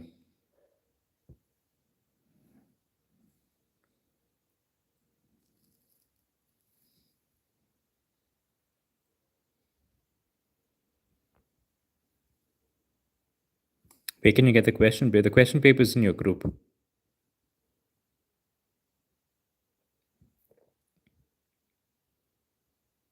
Okay, please continue. Right. So additional information, always important to read this and always important to read your assumptions. So number one, BevMart has the following accounting policies. Machinery is accounted for in accordance with the cost model. Same thing with vehicles, the cost model. And it said that it's on the units of production method, meaning that it's based on mileage, right? Intangible assets are accounted for in accordance with the cost model. That's also, simple. And inventory is carried at the law of the cost and net realizable value. So actually very, very simple and straightforward. Nothing that's really set up to catch you over here, right? Changes in accounting estimates are accounted for in accordance with the reallocation method. Okay, so that's we did cover that. Assumptions, you may ignore the implications of public holidays. The leave cycle is given as that. All amounts are material, so that means you don't ignore anything. You can ignore VAT, which, well, we were going to do anyway because they never really told us whether things were VAT inclusive or VAT exclusive. So we were kind of working on the assumption that VAT was not going to be relevant over here, right? So now the first one, critically discuss the impairment loss and allocation of the impairment loss calculations of the FF division as prepared by the junior accountant of BevMart. You can assume that the casting and cross-casting that has been prepared is correct, because so we don't really have to worry too much on that part. But they've said include within your discussion a corrected impairment loss calc. So we've already done that corrected calculation part. That's fine, right? Because that we did as part of our calculations, which would have been almost half of the 24 marks that we've done, right? Because that, you can see the level of detail that we went into. Now, when they say critically discuss, okay, you need to be very thorough in your opinion. So you need to go to the calculation and say, okay, well, this is the calculation that was done. What did the junior accountant do right and what did they do wrong? Okay, so you'd say they correctly included goodwill, but they had the incorrect carrying amount for our packaging machinery. Why? Because, well, in determining the cost of the packaging machinery, they correctly included the 18,500, but incorrectly included the 5,700. And then you start, discussing the rest. Yes, correctly included the, or rather excluded the residual value and so forth. Then you do the same thing with inventory. So, well, inventory was included at the incorrect amount because they included inventory at 48,000, which should have been included at 45,000 because inventory is measured at the lower of cost and net realizable value. So you must give a reason as to why you're saying, don't just say, oh, inventory should have been 45,000 Rand. Yes, okay, it should have been 45,000 Rand, but why? Why was it, why should it have been 45,000? Why is the 48,000 incorrect? You need to be really giving that, because it says here critically discussed. So you go into detail, you really analyze it, you explain every single thing, you really drill down to the nitty gritty of it. Okay, so the delivery vehicle, the same thing. Um, the carrying amount was determined incorrectly, and you can see that they didn't take into account the change in the the carrying amount they accurately, so they came to an inappropriate carrying amount. Over here, they allocated the impairment loss to goodwill. They prorated it there. Shouldn't have been allocated to goodwill in that way. It should have been set off against goodwill, and then the remaining impairment loss should have been allocated according to the remaining assets, excluding inventory, right? And then you can obviously show the calculation over there. But obviously use the information that's in the standard and reference to it. So that will be in IS 38, and put the theory as per IS 38 down and say, well, this is what the theory says, but this is what the accountant did. Is it right? Is it wrong? And if it's wrong, this is what should have been done. And you move on with that. Okay. Yolanda says, should the cost of the vehicle be capitalized, ethical concerns, and all? So basically, look, this research and development part, okay, yeah. So in reading it, we can tell, like, I mean, it's clear what this is, right?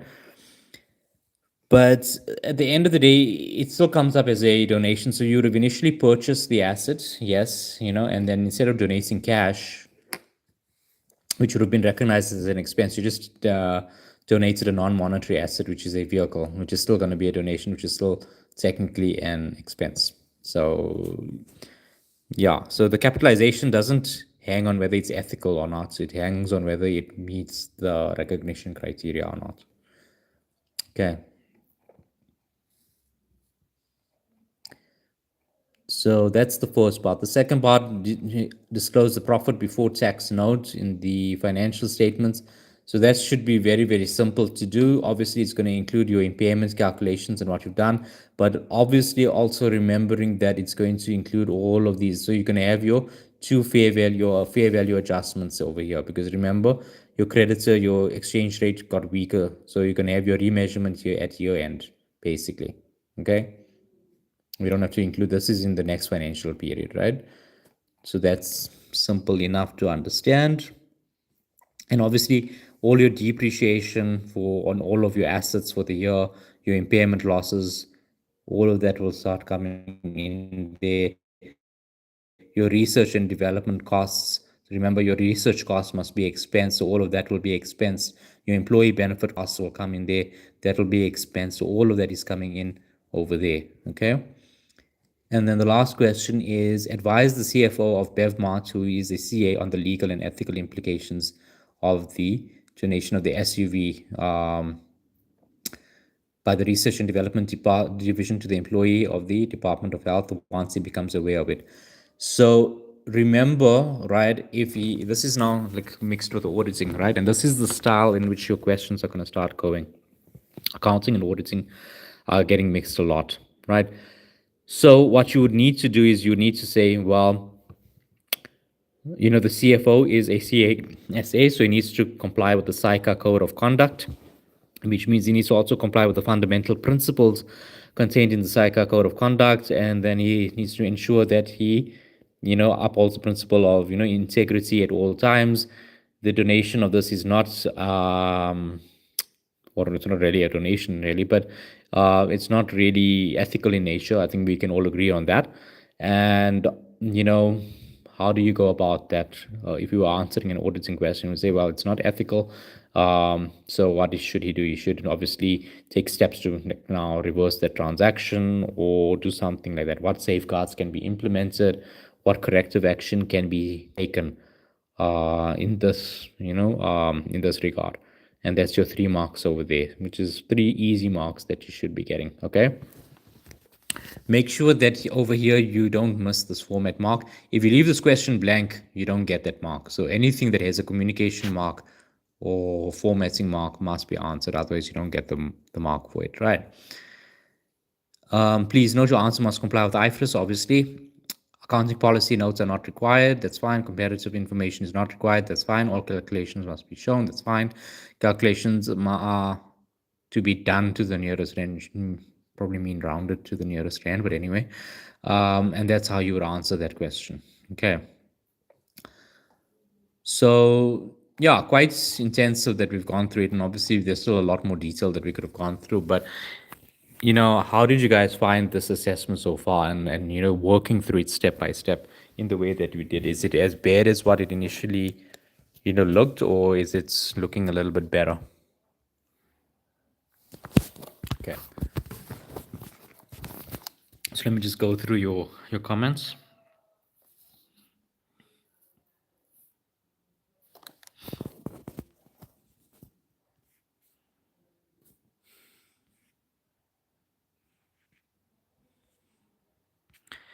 Okay, so way better. And yeah, and look, which is why I've said that I'm not saying that all of this work is easy. Look, it takes time, it takes, practice, it takes experience to actually get to the point where you can, answer it in the way that I'd be looking at it. I mean, I've looked at way worse things than this. This is like, I can do this in my sleep. I've literally, I've got Disney Plus on, with one eye open, and I can do this question. So for me, it's different. But I mean, obviously, my level of experience and skill on this is way different. So as you practice and you do this, you'll see that you will improve as well. But also the thing is that you see the value of keeping calm. You're gonna rush, you're gonna stress, you're gonna get anxious. Look, we spent about 1.5 hours on this. I'm not saying that it was a 5 minute thing, but now where you get the question, now you're in a panic. Oh no, I'm writing tomorrow. You want to just get through this in half an hour. You're going to get no quality studying done, and then you're going to just waste half an hour, and then you're going to get more nervous because now you've wasted half an hour, and now you still need to go through this again, and now you have half an hour less to do it in, and then that makes you more nervous. So now you try and go through the paper again, but now you go through it with a more nervous mind. So if you were not productive before, you're even less productive than now, and then the cycle repeats itself to the point that where you just feel like you're going to fail, and then you just end up doing. So that's how you go into it, and you know take it step by step. And yeah, I hope that this was very useful for you guys. If it was, please like the video. Please make sure you subscribe to the channel, because that does help the channel as well. As I get more subscribers, like I've said, that this is only really feasible at a level of around 1,000 subscribers upwards. So I'm trying to make this work, and but I need you guys to help. I can't subscribe to myself. So if it is, helping you guys in some way, then obviously then I've got a bit of knowledge. I mean, this was super interactive. This was like really, really useful. This helped a lot. The video will be available as well on YouTube, so you guys can still refer back to it. Because I'm going to be pretty silent for the evening. Once I go, back to my uncle's place, and for the funeral stuff and whatnot. But you guys can always refer back to this video, not just for this test, but like for future tests as well.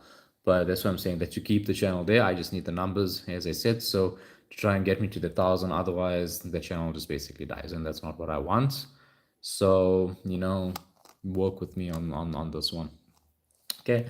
And yeah, if there are any further questions, then please feel free to drop them privately or in the group. That's up to you. If the live was useful to you, please get the word out. I can't comment in every single group. The video will be available on YouTube. It should be on my channel, so if you've subscribed to it, you should get a notification that the video is there, and you should be able to access it whenever you want to.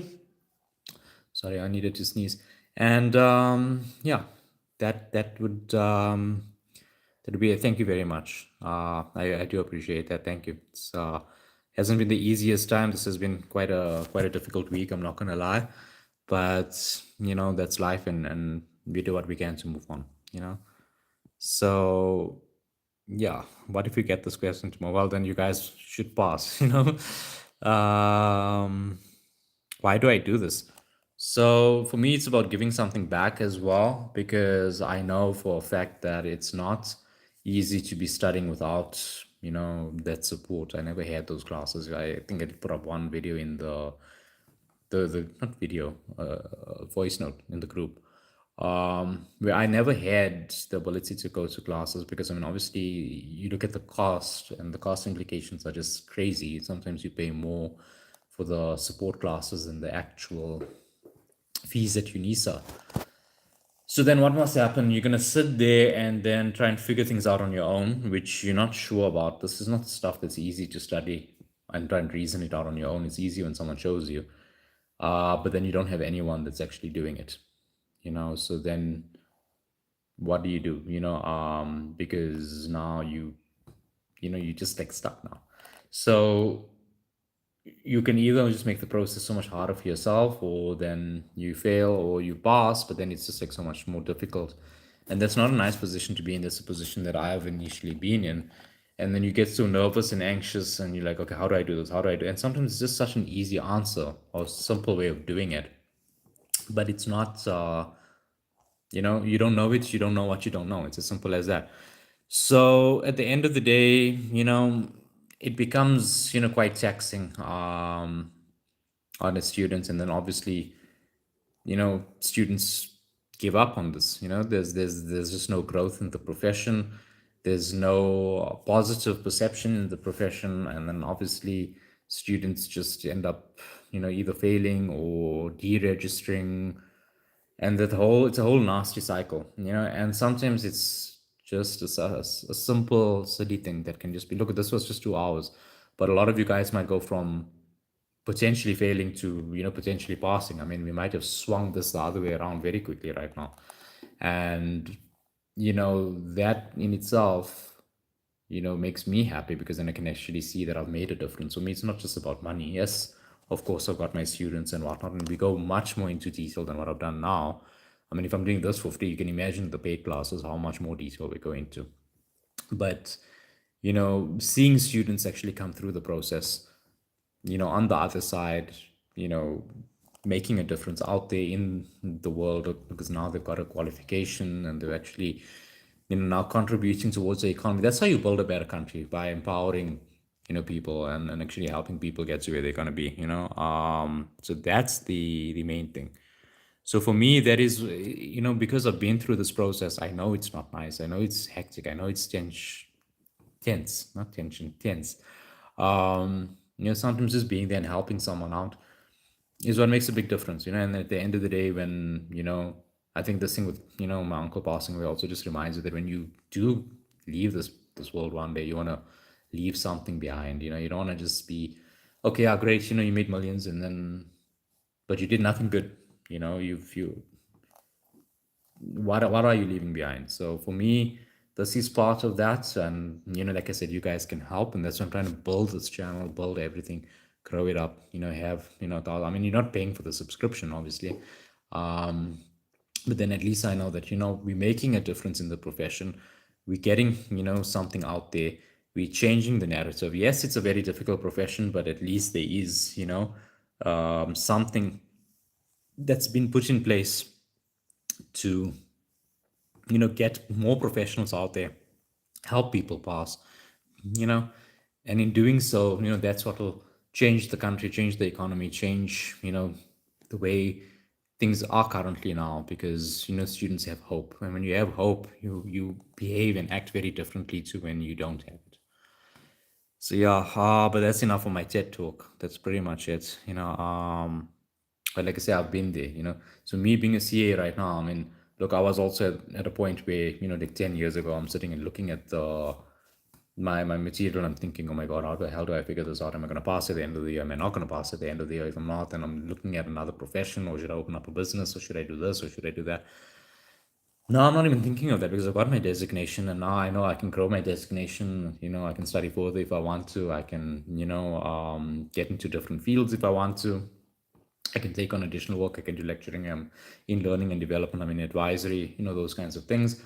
I can do work overseas. So you see, your mind works very differently now. And that's the idea. Even now, like, when you come now, I'm sure a lot of you guys feel very, I would expect that you feel a lot less tense right now, where at least you've worked through this. You've seen it's not so bad. And I'll tell you now, this is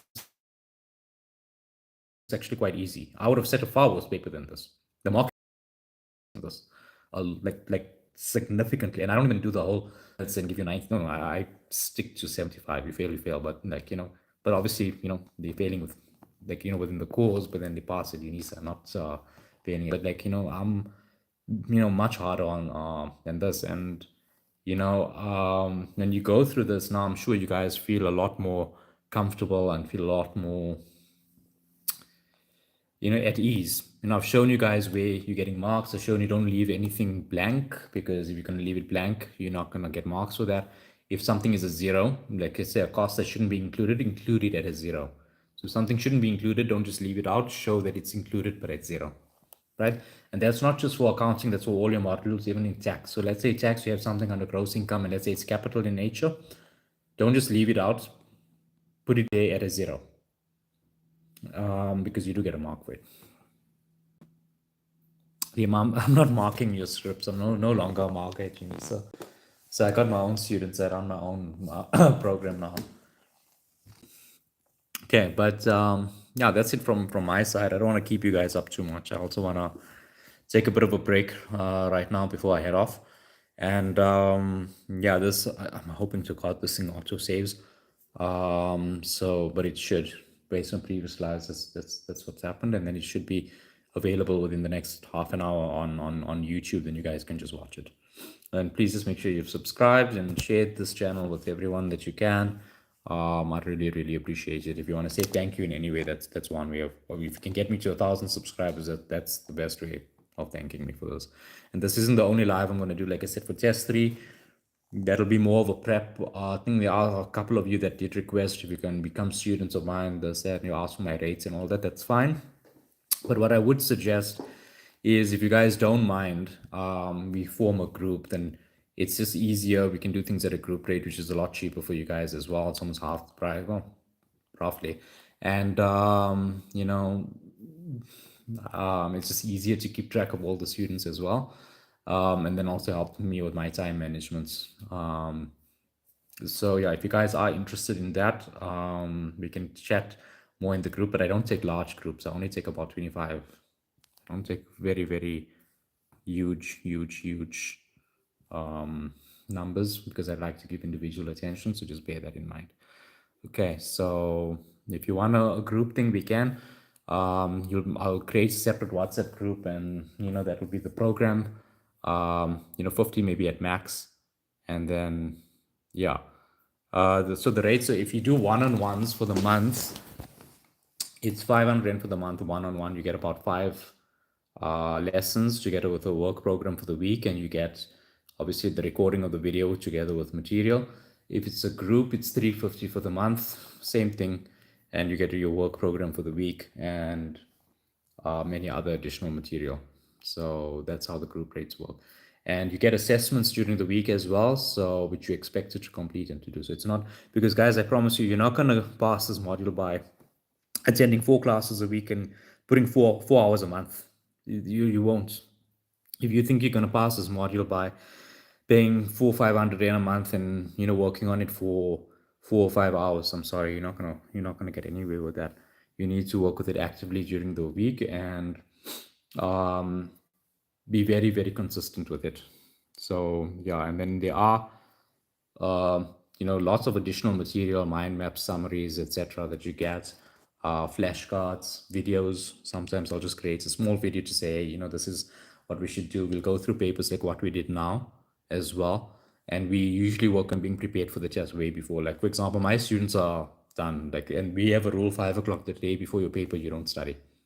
So I hope none of them are studying, honestly, because I tell them go and watch Netflix or something like that. So they should be doing that. I already hope they are. I'll be very disappointed if they're not. But based on the work program they have, they were done studying on Tuesday, Wednesday. Everything now is just revision and, taking stock of what's done and basically just whacking it tomorrow. So yeah. Okay, so I'll give you guys more information on the group stuff tomorrow. I think you guys can, for now, or maybe I'll put it later on, and then but you can focus on test two for now. Please don't overstudy as well. Give your mind some time to rest. You need a fresh mind. If you go in with a tired mind, you're gonna fail. I can promise you that's gonna happen. So don't do that. And then yeah, all the best, and I'll see you guys tomorrow. If you have any questions, please type them in the group. And I mean, not in the group. Well, in the group or on the chat. Um, and then I'll close the chat once you guys have left. You can then just let me know. But if this live was useful, I hope it was. Please, like I said, share, so especially once the link is available. Please let everybody know. Thank you guys for giving me the time yesterday to be with my family and to actually focus on that, as well as today. I do appreciate that as well. And yeah, if there is anything else that you need, yeah, we'll talk more on the group and then formulate a program. Like I said, I work on limited numbers, guys. I have to because of number one, availability, and number two, we work on a very intensive program. So it's not like you're gonna be there and give me your 400 for the month or 350 and then you disappear. Oh, no, no, no. I want to know you working or not working. And if you don't work, I will literally kick you out of the program because my pass rates are literally sitting close to 100%. I do not need someone messing that up as well because you're not willing to put in the work. It's not just about the money, it's about making an impression. So yeah. Okay, so guys, you can rest and you can tell me anything else that you guys need. Otherwise, thank you guys so much for attending. I know it was last minute to do this at 2 o'clock today, but I figured you guys would be on study leave if you were working. And I do appreciate it. And yeah, all the best for the rest of the day and for tomorrow's paper. Please remember what I've told you. And please, just keep calm, take the emotion out of it, focus on the basic marks, and I promise you guys, you will be fine. You will get at least worst case, even if it's a terrible paper, you should get like 40% at worst. But based on the way we've done things, I would expect that you guys pass. A lot of easy marks, a lot of simple ways of doing it. Just keep your head there, and you'll see. 45 to 50 is very easy. Over 50, is very realistic. You can even, I would I'd like to hear from you guys actually, how the paper went. So yeah. Okay, but yeah, that's it from me then.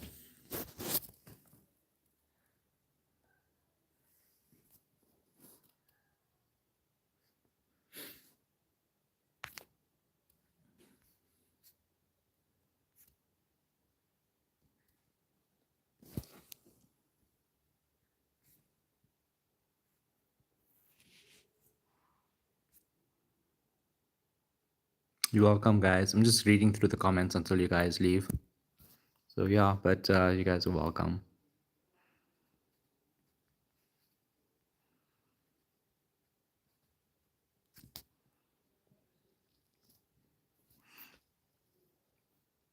Bye, Boosie. Bye, Trell. Bye, Martin. Thank you, Nontokozo. That I appreciate that.